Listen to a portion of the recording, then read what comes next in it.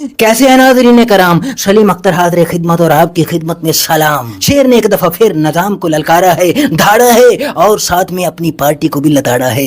नहीं, उस शेर के बारे में बात नहीं हो रही, गवाल मंडी के उस शेर के बारे में बात नहीं हो रही जिस पर कोई मुश्किल पड़ जाए, कोई मुसीबत पड़ जाए तो धाड़ने के बजाय घगयाने लगता है, कांपने लगता है, हाँफने लगता है और अपनी दुम को किसी गरीब की मूंछ की तरह बल्कि किसी मुफलिस की मूंछ की तरह नीचे की तरफ लटका लेता है। और फिर जब मुसीबत से निकलकर, मुश्किल से निकलकर 7 समंदर पार पहुंच जाता है तो अपनी दुम में अकड़ पैदा करता है, अकड़ पैदा करके अपनी दुम को सवालिया निशान की तरह खड़ी कर लेता है और निजाम पर धाड़ने लगता है। उस शेर के बारे में बात नहीं हो रही जो अपनी दुम से एक वक्त में कई काम लेता है, जिसकी दुम मल्टी टैलेंटेड है, मल्टी टैलेंटेड। उस शेर के बारे में बात नहीं हो रही, बल्कि उस शेर की तरफ से ललकारने, धाड़ने और लताड़ने की बात हो रही है जो इस वक्त मुसीबत का शिकार है, मुश्किल का शिकार है और जेल में पड़ा है। इस पर भी बात होगी। और दूसरी तरफ नामुराद इंडिया ने पाकिस्तान के दरियाओं में पानी छोड़ दिया है, जिसके बाद पंजाब में खतरनाक सूरत हाल पैदा हो गई है।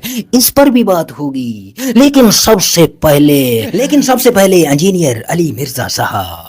हालांकि मिर्जा साहब पिछले 2-2.5 साल से मरे हुओं को मारने का काम सरअंजाम दे रहे हैं, लेकिन क्योंकि इस वक्त मिर्जा साहब मुश्किल का शिकार हैं, लिहाजा हम मरे हुए को नहीं मारेंगे। हम उसके उलूम इस्लामिया पर भी बात नहीं करेंगे, मजहबी ख्यालात और नजरियात पर भी बात नहीं करेंगे। हम सिर्फ एक मूजी मर्ज के बारे में बात करेंगे, जो मूजी मर्ज मिर्जा साहब को लाहक हो गया। जी हाँ, वो मूजी मर्ज जो राखी सावंत को भी लाहक हो गया, वो मूजी मर्ज जो शाहिद आफरीदी को भी लाहक हो गया था, और किसी जमाने में वो मूजी मर्ज मीरा को भी लाहक था। और वो मूजी मर्ज है हर वक्त खबरों में रहने के लिए, हर वक्त हेडलाइंस में रहने के लिए, सोशल मीडिया पर ट्रेंड करने के लिए अपना लंगोट उतार देना और उतार कर ऊंची हथकंडों पे उतर आना और मुतनाज़े बयानात दाग देना। हाँ जी, ये मूजी मर्ज है।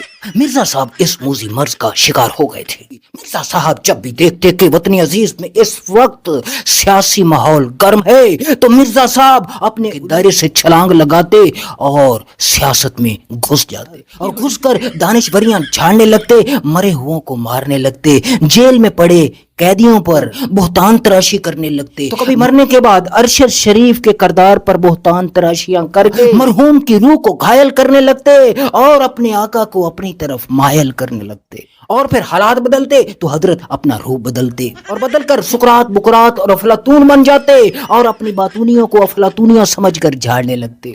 कहीं किसी बीमार का जिक्र होता तो हजरत हकीम बन जाते, कहीं किसी केस का जिक्र होता तो हजरत जज बन जाते, वकील बन जाते, दलील बन जाते, फैसला बन जाते, अपील बन जाते।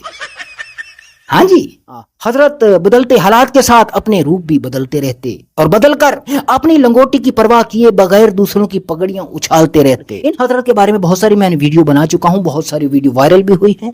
मजीद भी इन पर बोलने के लिए बहुत कुछ है, लेकिन क्योंकि ये इस वक्त मुश्किल का शिकार हैं और इनका केस इस वक्त अदालत में है, लिहाजा हम इन पर बने उस मुकदमे को डिस्कस नहीं करते और आगे बढ़ते हैं। अगली खबर यह है कि भाई साहब कुछ दिनों से माफी माफी माफी माफी का किस्सा चल रहा था, कहानी चल रही थी, राम कथा चल रही थी कि खान साहब को माफी मांगनी चाहिए। लिहाजा कल खान साहब की पूरी फैमिली खान साहब को मिली है और खान साहब ने कहा है कि जी हाँ बिल्कुल माफी होगी। जी हाँ, खान साहब ने कहा है कि आओ मुझसे माफी मांगो और मैं माफ कर दूंगा। और खान साहब ने ललकारते हुए कहा है निजाम को कि आपने मेरे खानदान को जेल में डाल रखा है, जो पीछे बच गए हैं उनको भी जेल में डाल दो, मैं फिर भी नहीं झुकूंगा, मैं फिर भी नहीं झुकूंगा। कर लो जो करना है, जहां खड़ा था वहीं खड़ा हूं। ना पहले अपने मौके से 1 इंच पीछे हटा हूं, ना अब हटूंगा।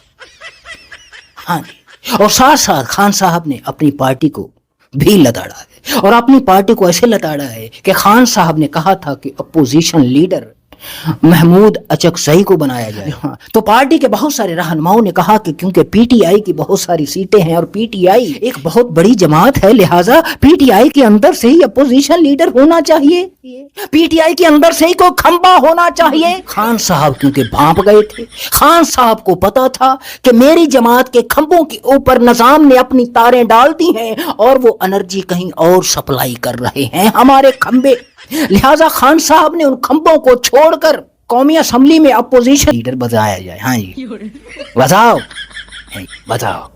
तो सज्जनों, मेरे भाइयों बहनों, अगली खबर यह है कि इंडिया ने पाकिस्तानी दरियाओं में पानी छोड़ दिया है, जिससे बहुत ज़्यादा ख़तरा पैदा हो गया है पंजाब में बहुत सारे इलाकों में। नाम मेरे सामने हैं उन इलाका जात के, और फिर उनकी दरिया रावी के इर्द गिर्द रिहायशी स्कीमें, और ये उसके अलावा चनाब के इर्द गिर्द शोरकोट, और उसके अलावा बहुत सारे शहर हैं, कबीरवाला हो गया, रावी के इर्द गिर्द बहुत सारे शहर हैं, गांव हैं, धान की फसलें हैं और कपास की फसलें हैं जो बर्बाद हो सकती हैं।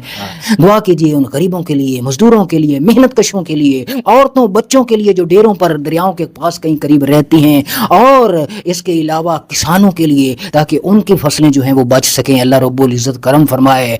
वरना मैं आपको एक बात बता दूं, लिख के अपने जेब में रख लीजिए, शाहीनों के इस शहर में गिद्धों का राज है, और वो गिद्ध इस बात का इंतजार कर रहे हैं कि कोई आफत आए, कोई सैलाब आए और बस्तियां उजड़े और लाशें तैरें, और वो उनके फोटोज बनाएं और आलमी ताकतों को दिखाएं, और दिखाकर वहां से डॉलर बटोरे इमदाद के नाम पर और अपने अकाउंट बढ़ाएं। क्योंकि नाहल और करप्शन की गलाजत से लुथड़े हुए हुक्मरानों के पास अपनी कौमों को मुसीबत से निकालने का कोई प्लान नहीं होता, कोई रोड मैप नहीं होता। वो किसी मुसीबत का, आफत का, सैलाब का इंतजार करते हैं ताकि उनको इमदाद मिले और वो अपने अकाउंट भर सकें। आपने बहुत अच्छी तरह मुझसे ज्यादा जानते होंगे कि जब भी इस कौम पर कोई मुसीबत, कोई सैलाब आता है, बस्तियां उजड़ती हैं, गरीबों के माल डंगर उजड़ते हैं। सैलाब से मुतासरा गरीबों, मजदूरों, मेहनत कशों के लिए भेजा गया